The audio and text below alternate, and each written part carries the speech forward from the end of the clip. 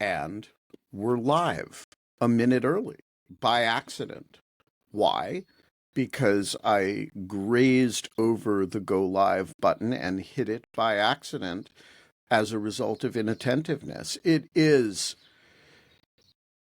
April 24th, Thursday, the year of our Lord 2025. It is now 8 o'clock a.m. It was 7:59 when I went live, and I try to avoid going live a minute early. But sometimes I fail at that aspiration because to err is human, and we do not have layers of production staff here at Dogshirt TV to save me from my errors. You know, unlike Pete Hegseth, I do not have a makeup studio. Uh, But you you know, do have makeup. I do have makeup from makeupaddict.com, which I bought to say fuck you to the sanctions. But I don't have a makeup studio at my house for my gender affirming care, as Pete Hegseth is installing at the Pentagon. And and so,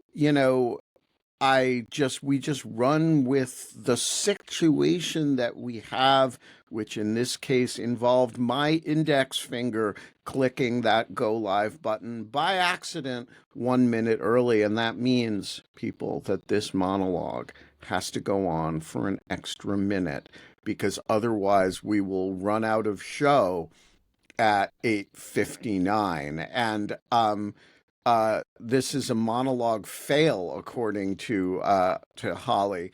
But I have several things that I'm going to monologue about. The first is the State Department has put together a Greenland task force, and it is an interagency Greenland task force. Um, uh, there is representation from, the Commerce Department and the National Science Foundation. And we don't know much about what's going on. If you are a State Department employee and you know what's going on with the new Greenland Task Force, which met yesterday for the first time under a tasking from the National Security Council, hit me up on Signal. I have a thread going of Greenland Task Force information on Blue Sky. Always looking for more Greenland Task Force information. Second item of very important business.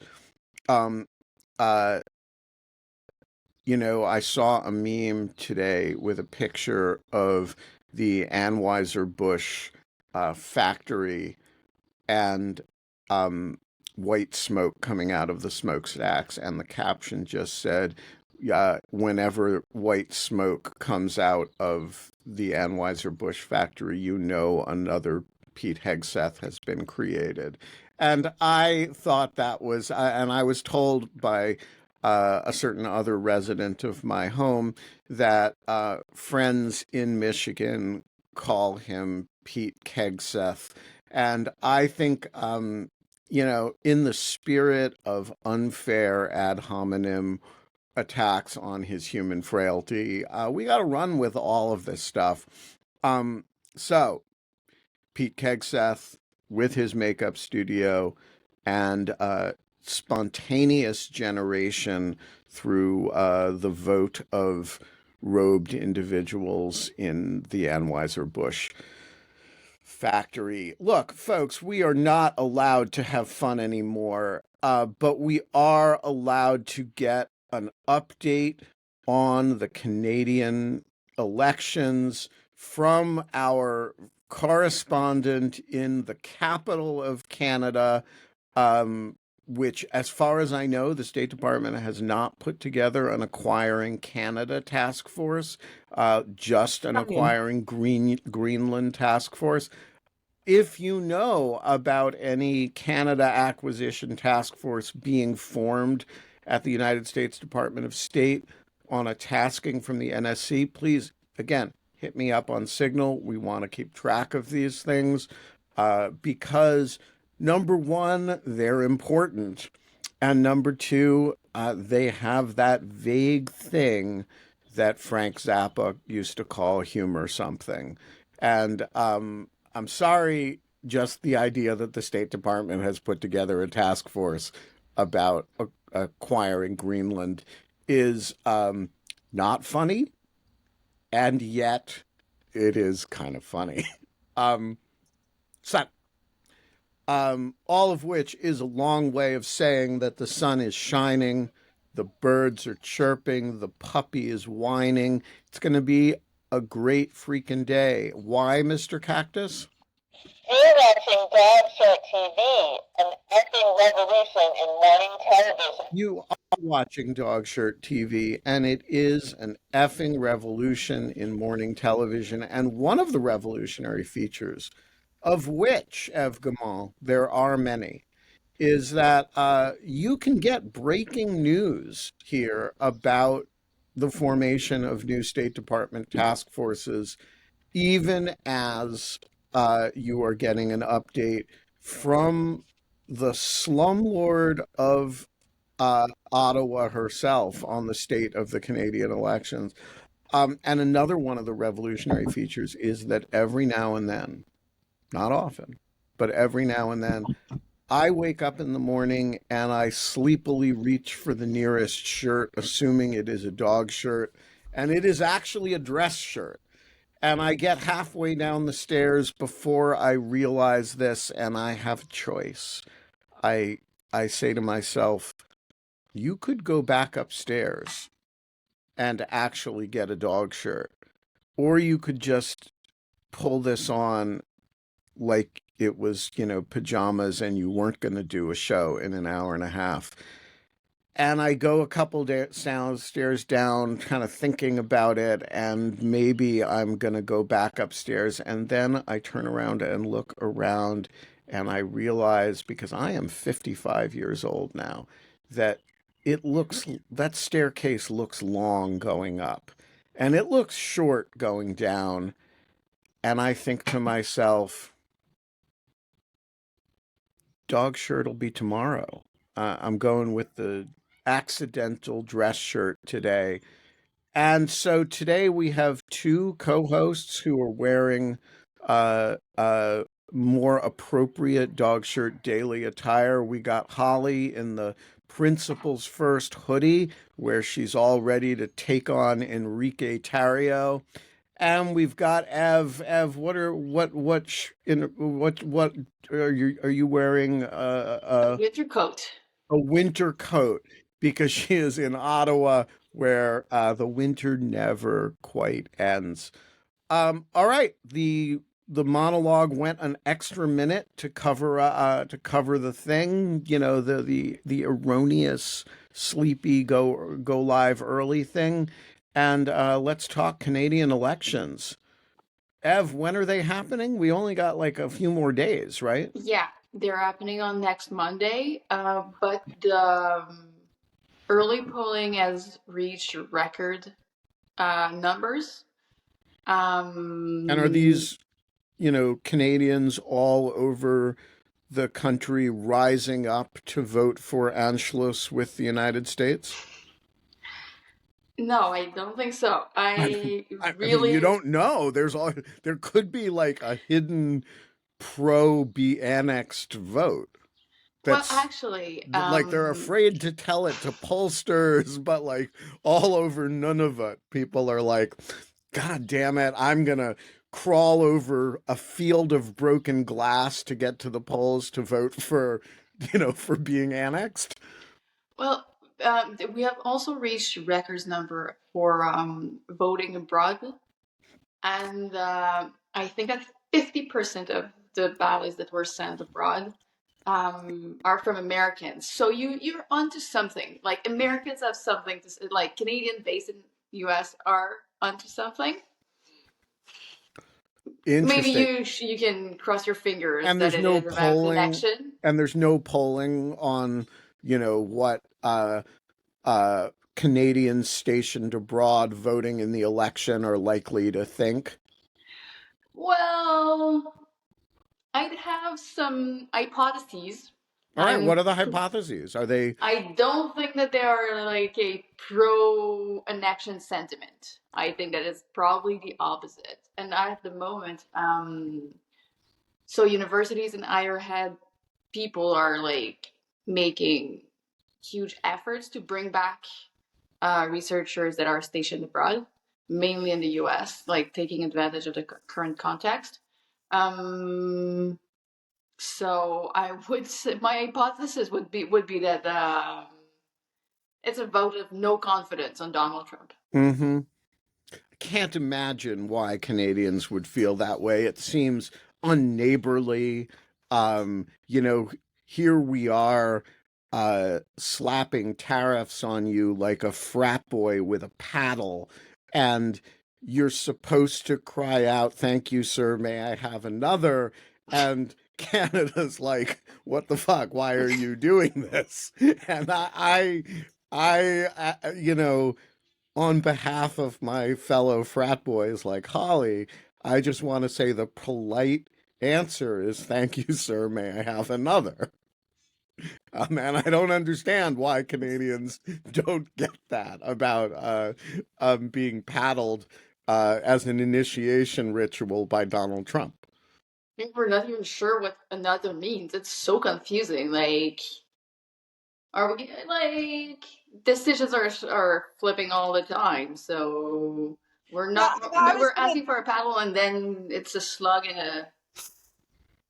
I Right. was gonna say I've lost the thread, and I can't imagine why. It must be because I'm just not very bright and informed because the whole narrative is so clear. But I've really lost the thread on the tariff situation.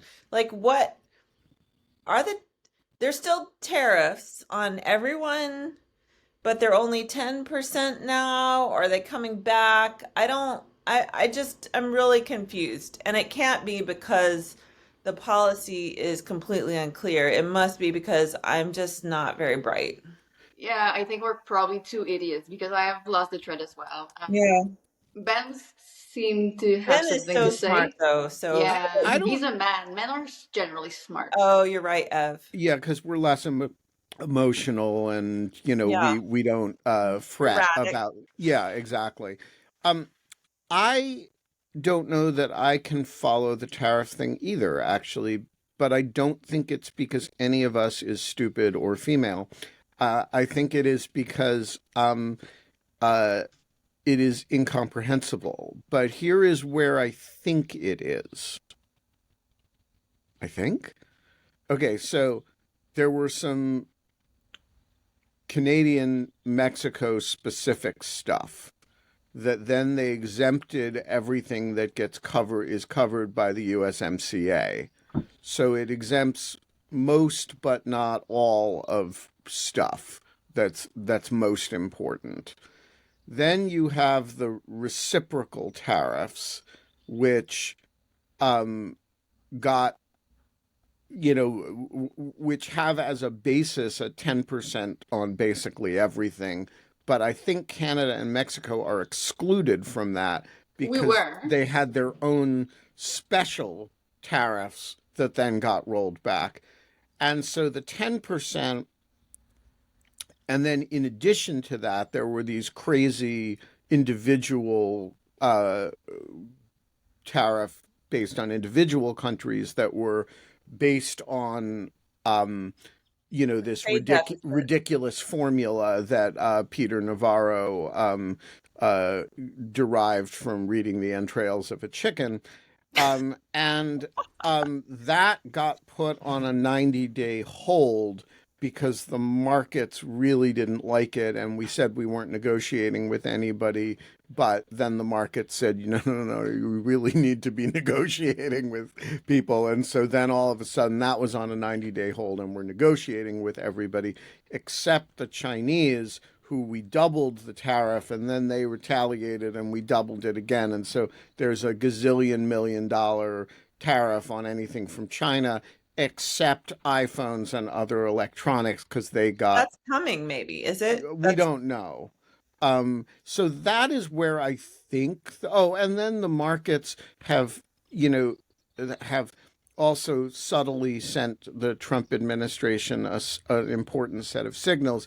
And by subtly, I mean if the Trump administration says we're going to, somebody says off the record, we might let these tariffs go back in effect, the market loses like 1,000, points. And if they say, okay, maybe we'll, we're going to have deals, then, and we're going to avoid any big problems, then the markets rally by 1,000 points. So we're getting subtle signals from the markets that we want a stabilization of this situation. And that is kind of where I think the tariff situation is. But before we go back to the Canadian elections, because that is what we're actually going to talk about today, John Hawkinson has popped up on the screen. Well, good morning, Ben. I just want to observe that it seems to me that the vagueness of the tariffs are part of a strategic ambiguity that Mm. enables Trump to say different things and perhaps more importantly and worrisome, uh, to uh, to extort more things in his so-called negotiations with other countries, just as he's doing with law firms. So I agree. I think that is the strategy is a very odd word Strategic. to use here because like Tactical ambiguity? the word strategy implies a level of thought and planning that is not obvious here. But I agree that that appears to be the ambition. The problem is that what's happening in practice is because you can threaten whatever you want and use whatever leverage you think you have to extort whatever you want. But then when somebody doesn't capitulate and you call their bluff and they can get a restraining order in an hour and a half, um, or you call their bluff and they're like, okay, let's just see what the markets do, and the markets tank, and then you put a 90-day hold on it. In fact, what you're showing is that you don't have the cards that you're playing. And the fact that you seem to be the only one who doesn't know that you don't have the cards that you're playing. And so the rest of the world is sort of sitting around going, all right, you can try that, but I don't think your markets are going to like that very much. And everybody except you knows that the rest of the world is right. You're actually playing a weak hand very aggressively, but it's not just a weak hand, it's a hand that you're showing to it's a weak and visible hand. So it's like you've got um you've got no cards and you don't know it and everybody else does. Don't get me wrong, I'm not trying to suggest this is an effective strategy, but I am trying to suggest that the vagueness is, part of the point. Also, my appearance here today, Ben, is brought to you by makeupaddict.ca, which is not makeupaddict.com. So I This just want is to make sure, I think they deserve some kind of double billing, makeupaddict.ca. that is an excellent point. And Dog Shirt TV is brought to you by Mexican avocados and my friends in the hardwood Canadian lumber business and makeupaddict.ca, which is hard to And say, South African wine. and South African wine. And we're gonna plug almost random brands because people should uh, dodge the tariffs by and by the way, we're brought to you today by smuggling because I think that the Canadian border is very long Oh, and smuggling. smuggling I thought it was and a product. Like, no. And I think, I'm going to say this in a fashion that does not uh, incite imminent lawless action. So I'm not urging, Ev to pick up goods and walk them across the border, not at a port of entry, because that would be inciting imminent lawless action and maybe prosecutable under Brandenburg. But I am just saying, in general, I have no moral problem with Canadians or Americans or tribal members using that border as a, kind of volleyball net that we, throw things over to each other. And I think, it's a really long border, and, people talk about the Mexican border as a problem to patrol. This one's longer. It's mostly not, a river that you got to swim across. It's mostly unpatrolled. There are people who have like next door neighbors who can, who are in the other country. And I'm just saying, as a general matter, hypothetically, if somebody were to use their boats across certain, lakes, or, their backyards to import things that were subject to completely ridiculous tariffs, I would not think that was immoral. I would think that was an appropriate form of civil disobedience, and I'm encouraging it. So this was my question with regards to the tariffs ultimately, is I want to know if we're still doing the boycotts, like, and I mean not the boycotts, are we still doing the tariff busting, like getting products and doing videos and things like that? Are we still doing that? Yes. And here Okay. is why. Because the uncertainty is inhibiting all kinds of investment in Canadian businesses, investment in Mexico. The uncertainty is catastrophic, and the as John points out, the extortion policy is, just as you want to support law firms that are fighting the executive orders rather than preemptively capitulating. And so, hire Perkins Coie, not Paul Weiss, right? You want to do that. And similarly, if you're thinking about, say, buying a lot of hardwood flooring, you want to do that with, in a way that's going to visibly be oppositional with respect to the tariff policies. Okay, because I was gonna keep drinking South African wine regardless. No, but you should keep making videos about it. Yeah, okay. That was my question is by the way, I need to I will text you because I have I'm gonna bring a bottle over to your house and do a video. All right, we're going to do that. And I have 3 bottles, and I have I'm hoping to develop a relationship with a distributor in California. Yeah, that's as well you That's should. why Ben's involved. But I don't know honestly, and I've tried to find this out what the current tariff level is on South Africa. I think it's still high because we don't like South Africa. Yeah, because they're mean to white oppressing people. Elon Musk's people there. Yeah, they had the gall to steal the white land that was stolen by the white people. So I feel like I'm pretty safe boosting South African wine, and I definitely need the wine. So before I go, I just want to compliment Ev, who now, based on Ben's monologue, I think of as the slumlord of Ottawa, or Slottawa. No, I don't. No. Oh, that probably means something bad in French. Well, I don't like the sound. Maybe I didn't heard it properly, but Slottawa is Slottawa. Is it a T or a G? A T. It's however you pronounce Ottawa. Well, doesn't it sound like slot?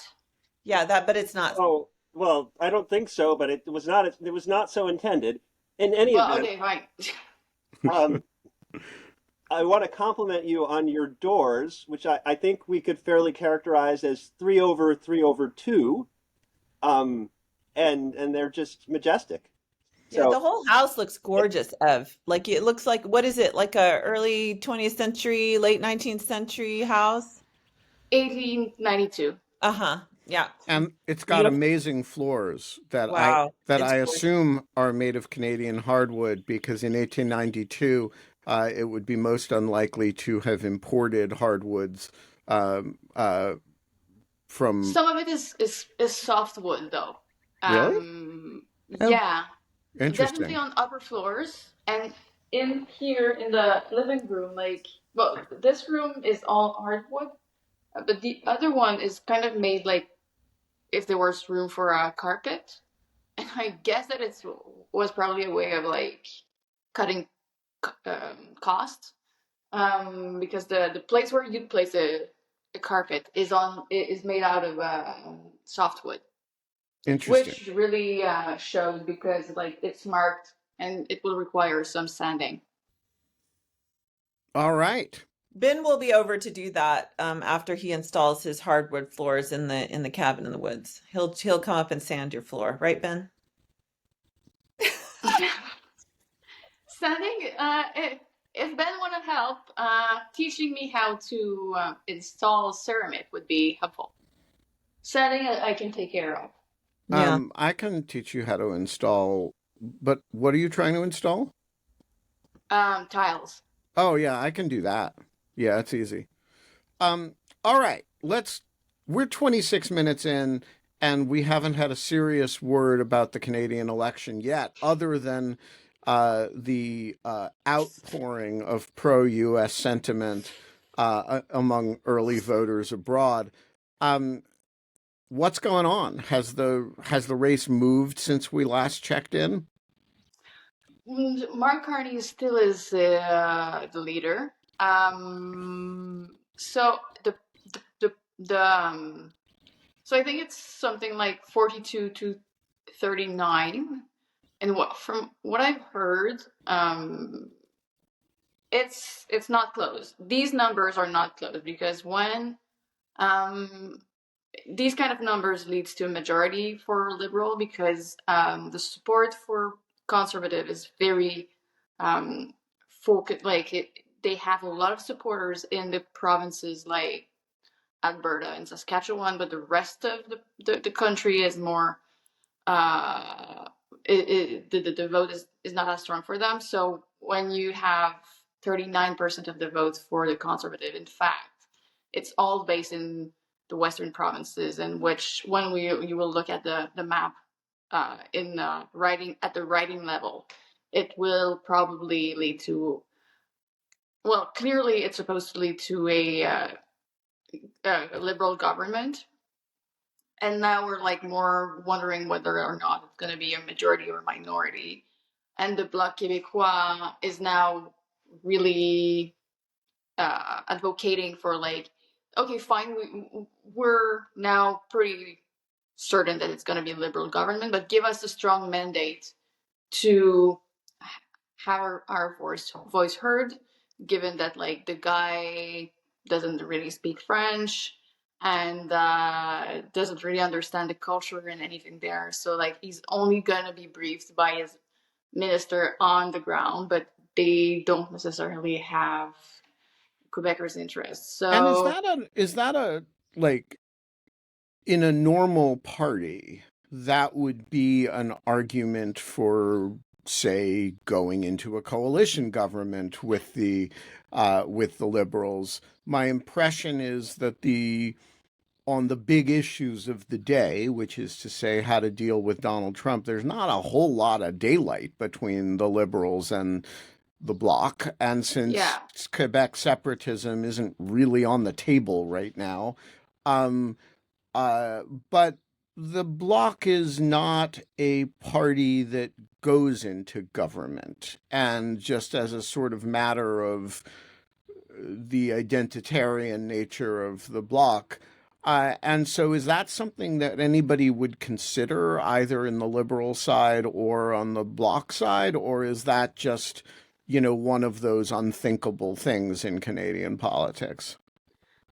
well, for that to happen, you'd have to have the Conservatives to win.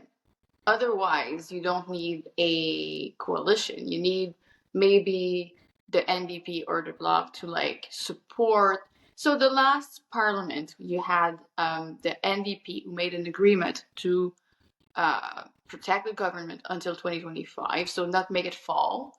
This is an agreement to like ensure some stability for the government, because we know that minority governments are less stable and are likely to fall pretty quickly.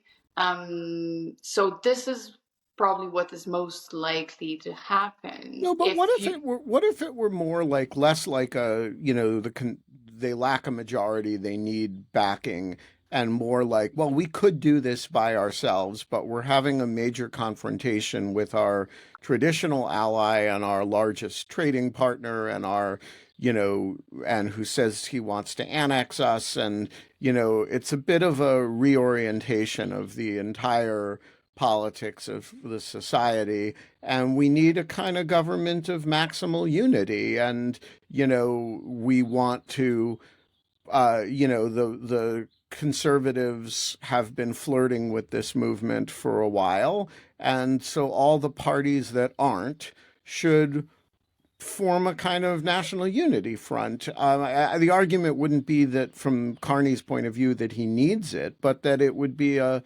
powerful mandate for Canadian. Uh, I hate to use the word sovereigntist, but I'm going to, because you know I mean, I would be for it. I like the idea. I just don't think it is necessary, though. I think we're not even like really discussing it, because it's pretty likely that they'll get a majority, like the Liberals will get a majority. So it's not even a matter of like we need to discuss it. That being said, and also it's worth mentioning that Jagmeet Singh, the NDP leader, is in danger of losing his own like riding. So you'd have like the NDP was not really a credible party for a moment, and yeah, so that's the thing. But the other thing is that when the Liberals recruited their candidates, that was kind of what they had in mind. Uh, they built a wide tent, a large tent with people with former conservatives, with uh, ministers from more right-wing governments in the provinces, with also, so the current deputation of the Liberals kind of looks like what you're describing. Now you don't have really the bloc and Quebec sovereignty people in there, but you don't really need them.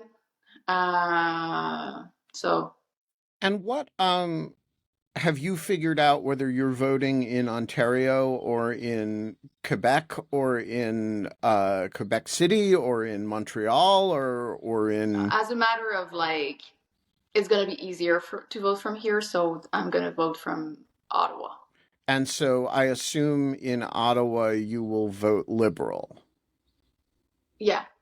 Um, and whereas in Quebec, it's an interesting question. There's some more tactical voting to be thought about, but I I I would assume there's only in Ottawa there's only one plausible vote for a sort of Never Polyev person. I guess you could vote NDP, right? I could. But again, like they are not. It's unfortunate, because 2 elections ago they had a real chance of becoming the government, which would have been a first, and which would have been interesting to move away from a two-party system to a three-party system. Um, but they didn't.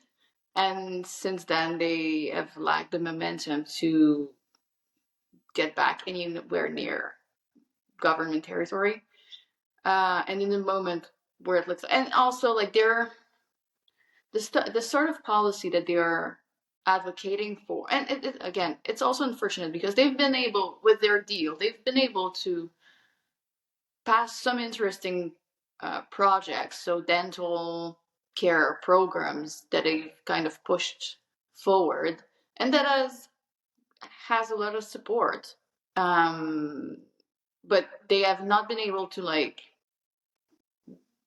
they weren't vocal on how they've helped bring the liberals more closer to the left during the past 3 or 4 years, and they have not been able to propose an interesting alternative to the two main contenders this year either. And they're proposing stuff that is mainly unconstitutional. Their platforms look like one that the NDP in the provinces could have, but they're like talking about healthcare and education, and these are not powers that the federal has. Holly, do you have Canadian election thoughts? I have just stupid questions. So first of all, is this just for the national government, or is it a general election, like all levels of the provincial and local and? So the way it's done, so we're voting for a member of parliament at the local level. So all the country is divided into ridings, and we're electing an MP, and the party that has the most MP is gonna become the government, and the head of the party that becomes a government is the prime minister. But we don't have vote for the prime minister and vote for the MP. Oh, so it's like all like the government, like Alberta, the governor of is that going to be a new governor during this election as well? No, so the province, yeah, that's a whole separate thing. Yeah. Okay. The provinces have their own election, their own premier, that are charged with, and I'm not exactly sure how powers are divided in the US, what's at the state level, what is at the national level. In Canada, the provinces are charged with education, healthcare,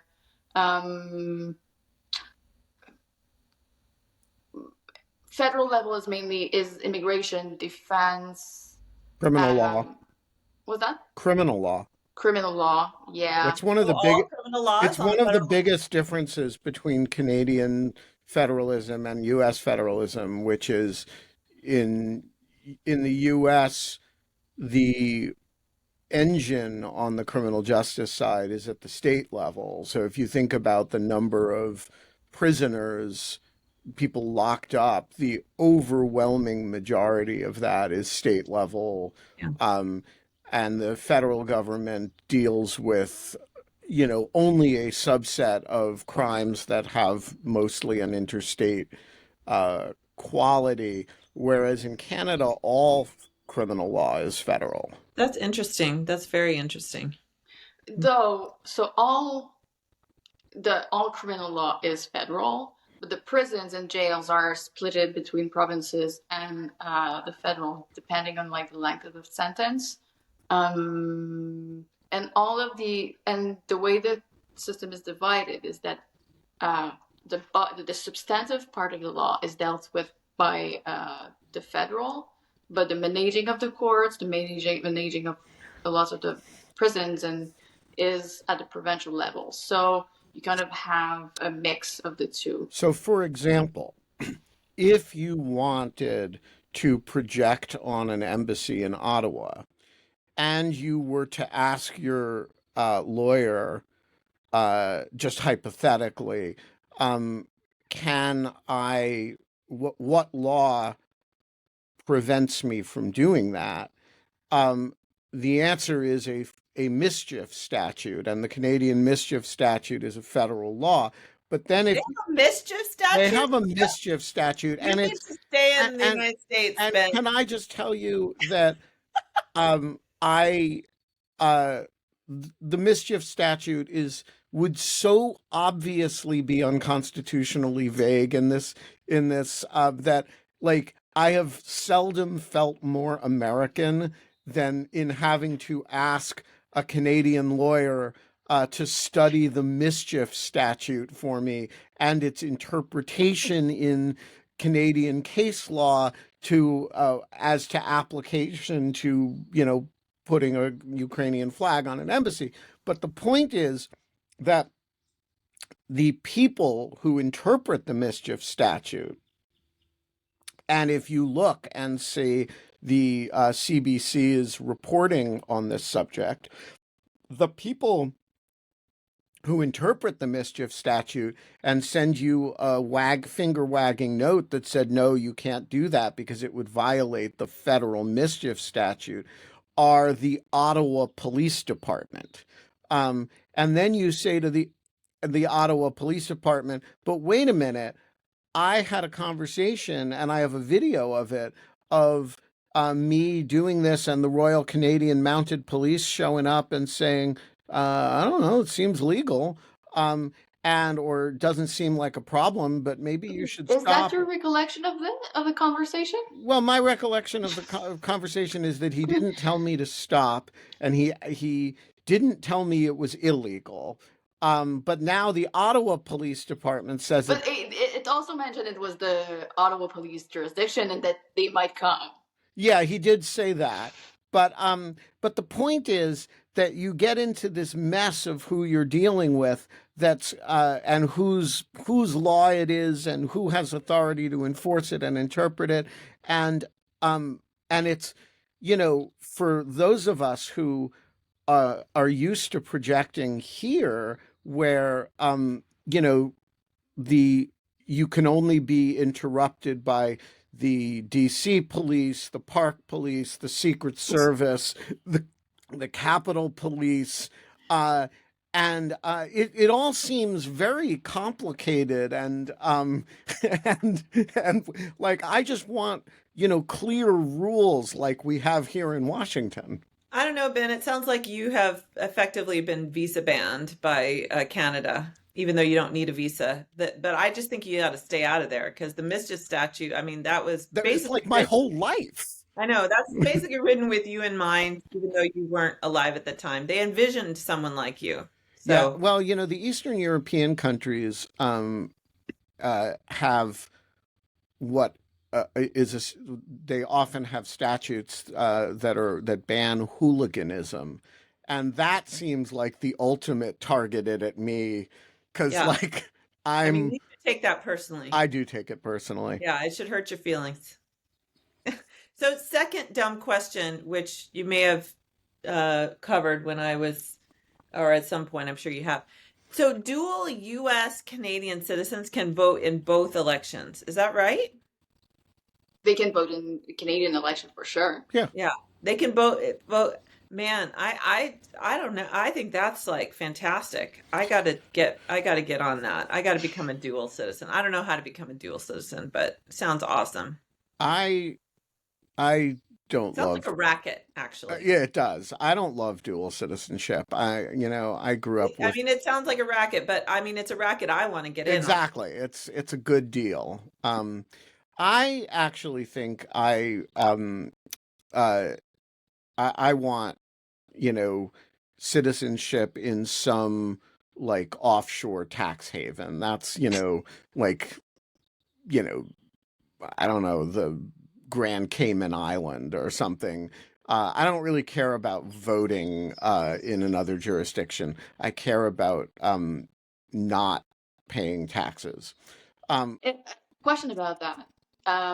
Do you care more about not paying taxes when Donald Trump is in power? Yeah, I'm perfectly Yeah. I'm perfectly happy to pay. I'm a good citizen, and just to be clear, April 15th was a week and a half ago, and I paid my taxes, but did a big part of my heart think, like, this is why we have um offshore tax havens with secret LLCs registered on ships with flags of convenience to Liberia or something. Yeah, so you can hide your money so Donald Trump can't use it to annex Greenland. I I don't want to fund this shit. Just saying. Same. Yeah, I'm happy to pay taxes for good reason, but not for I don't know, is Doge getting, I mean, I think Doge is getting paid. Aren't they getting paid to do Yeah, this? we're paying them to tear down I our don't want to federal pay government, Doge. and I don't really want to I do don't that. want to pay Doge. I want to pay for USAID, and then they ended USAID, and now I'm not so keen on paying. Right. So Um, all right, so let's talk about Pierre Polyev. Yeah, this How is so how's the he doing? USA.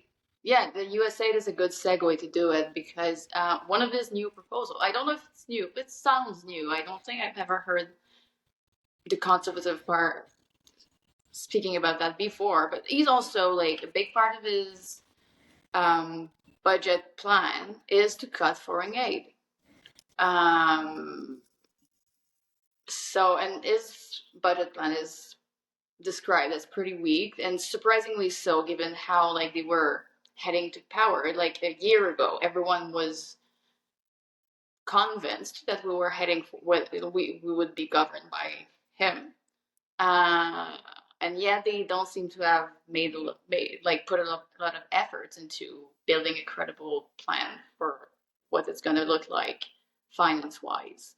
And it really looks like improvisations and like guesswork of like it has very very precise numbers of like we're gonna uh, save this amount of money about on this front and that front, but all of these are highly unpredictable, especially in the current context. So I think this discourages also a bunch of conservative voters that would have voted for him as a guy like the economy guy. But given that we had like the liberal have a banker who's been advising both liberals and conservatives, so it was Mark Carney was the guy who was advising Stephen Harper during the 2008 economic crisis. So So that's interesting. So I would think if you were Pierre Polyev right now, you would want to sound as little like Donald Trump as possible, given that the whole ambience of the campaign is you got too close to the Trumpy world, and now it's turned on us, and so we are turning on you. We don't want to have anything to do with that. And yet he adopts a policy platform vis-a-vis foreign aid that really sounds in recent Trump administration policy. Why does that have a is that blowing back on him, or is it just thought of as like people aren't drawing the lines between that and the Trump administration that they hate for other reasons? I don't know on that. I am kind of uncertain. I feel like at the beginning of the campaign they were trying to distance themselves from. Well, at the beginning of the campaign, they were just like not speaking about the U.S. relation, Canada or U.S. relationship, and then they were like criticized for that, and then they started maybe like saying that they needed a strong guy to talk to Trump, and now I think that they've kind of like realized that they're not gonna win the undecided voters. They probably must table on those who kind of like the Trump plan. So recently, the three important proposals that he pushed forward is the three streaks you're out in terms of like prison and stuff. So like after being arrested 3 times, you are jailed for life, which is clearly also unconstitutional, which is a trend. Now you might have realized that Constitution, neither the NDP nor the Conservatives seems to care a lot about the Constitution, and like they're proposing stuff that is most likely is going to be overturned by the court. So the three strikes are out. There's also naming more conservative judges, which is really not at the Supreme Court level, which is really not something that Canadians have been interested in, but it really like importing what's going on in the States. We've pride ourselves for having a kind of neutral court, and they're like, no, screw that. We want to have like tough on crimes judges.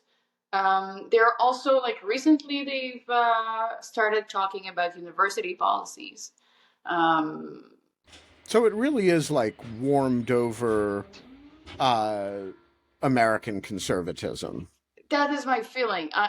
That's my feeling that in the past week or so, they've like given up on making a clear line. They're like, okay, well, let's follow the trend. Interesting. Okay, so two noise updates. One is there is a large garbage truck going by my house picking stuff up. And the second is that my neighborhood pileated woodpecker has stopped by and is hammering on I don't hear things. the woodpecker.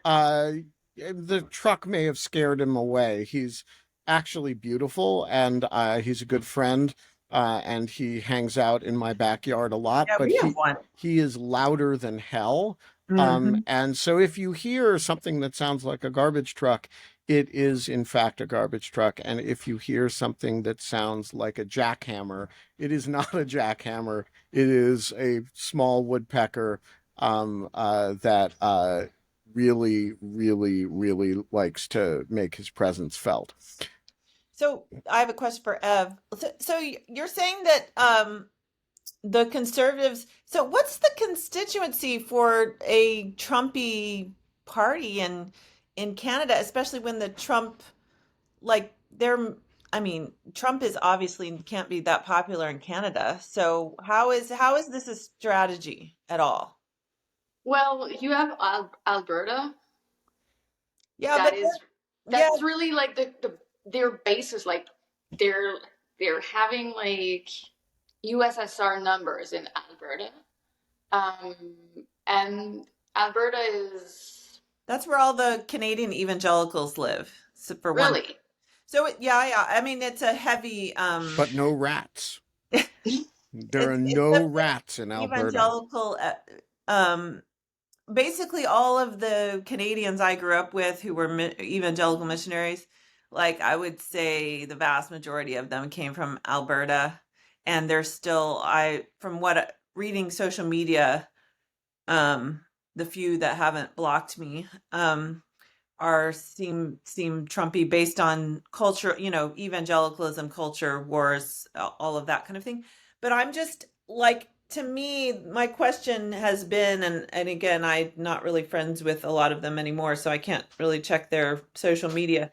But to me, like this whole economic threats to invade Canada, the economic, to me, that would seem to affect that type of support. I don't know. Like, is that not an issue well. I for think people that like that? they're yeah. Well, Alberta is where the oil is, and oil is not super popular like in other provinces, and like they have trouble convincing the rest of the country to have pipelines and stuff like that.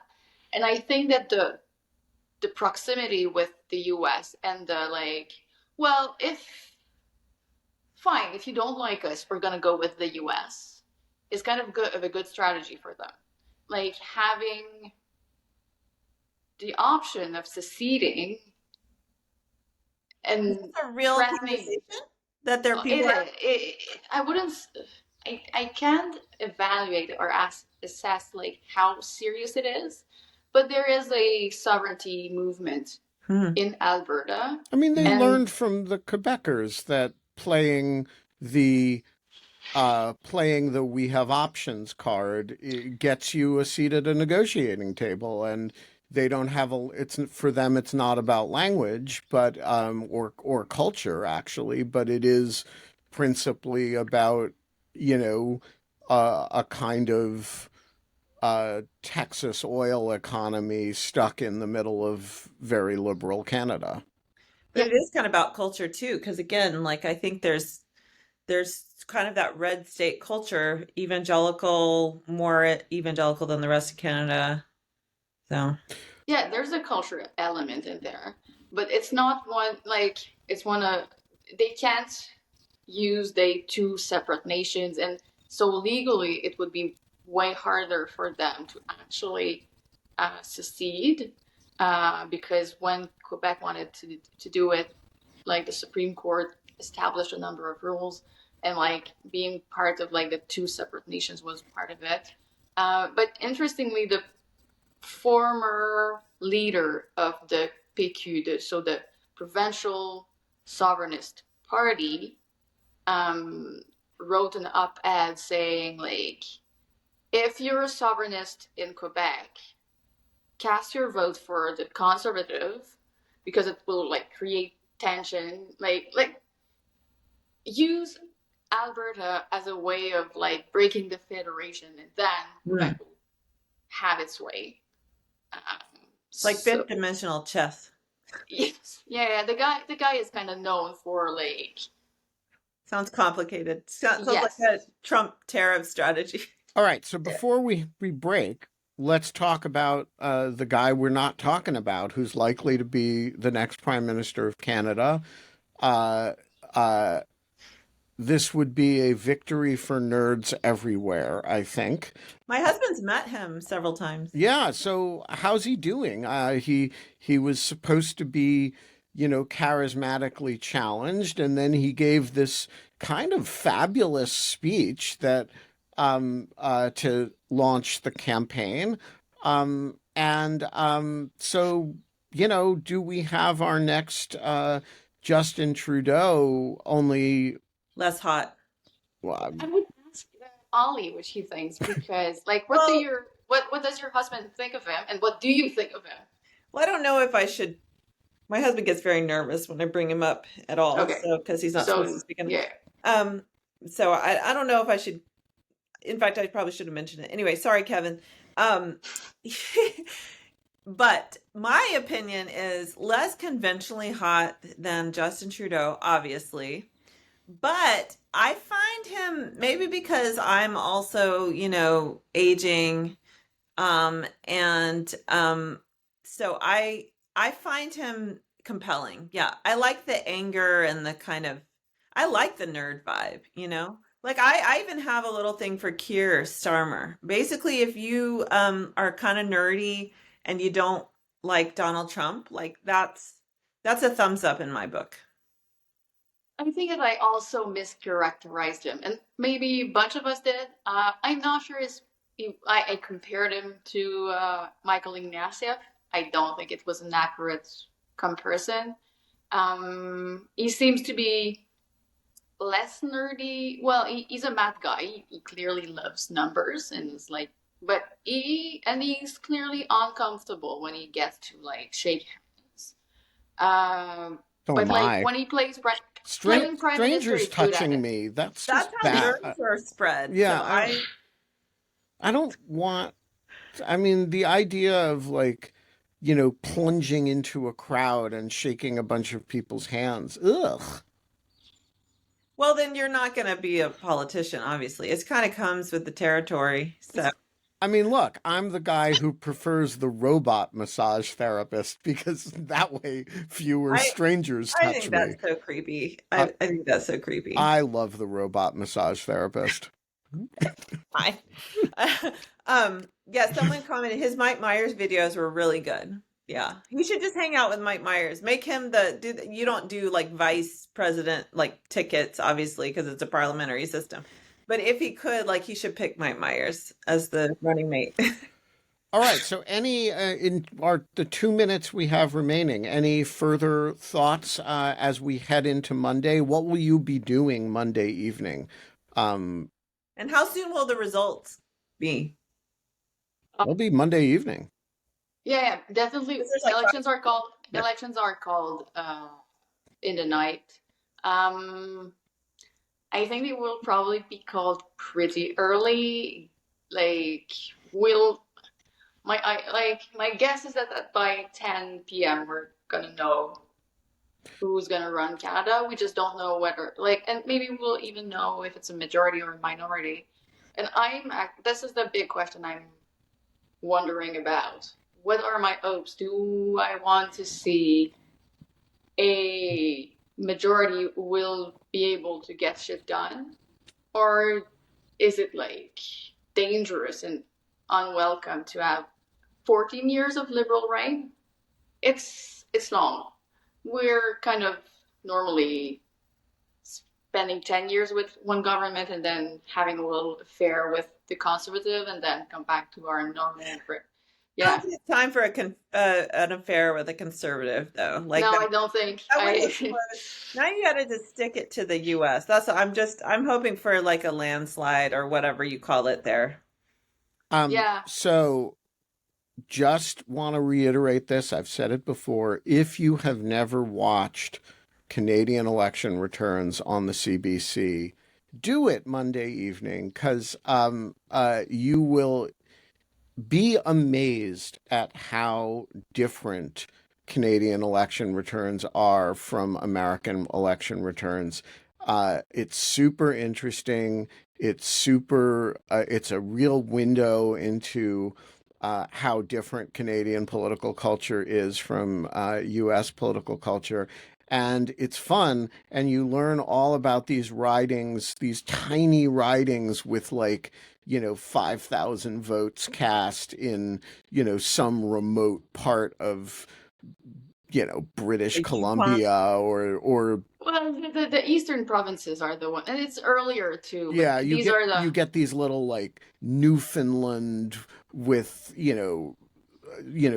3,000 votes in a riding that you can't Look at pronounce. the writing. That's so charming. Yeah, it's the whole thing.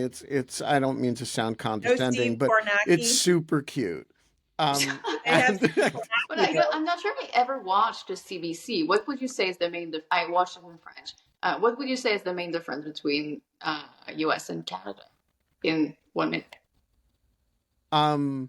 well, so first of all, it's much less of a big deal, right? It's like, there's not a Steve Kornacki, there's not a um, you know, I should get one. 10 pundits, sitting at a desk with it's kind of like um it has the feel of a model UN at a but it's but there are because the federal executive race is dependent on a whole lot of local legislative races.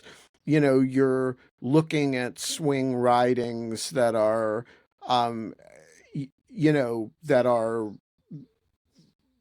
there's a limited number of swing districts. And so it's just a very different window into how power is structured. All right. We're going to be back tomorrow. Folks, I'm going to be on the West Coast. So tomorrow's show is going to be at 8 o'clock Pacific time. Now, I know a bunch of you are going to show up at 8 o'clock Eastern time, and you're going to wonder, where's the show? And the answer is it's going to be 3 hours late because I'm going to be on the West Coast. So, reminder, tomorrow, 3 hours late. Which is at 11. That would be at 11 o'clock Okay, right. Eastern time. And I will be in California. And so for all the, people who watch this from the West Coast and get annoyed at me because it's 5 a.m., and they shouldn't have to get up at 5 a.m. to watch the show, you're right. And this is your chance. We will see you then.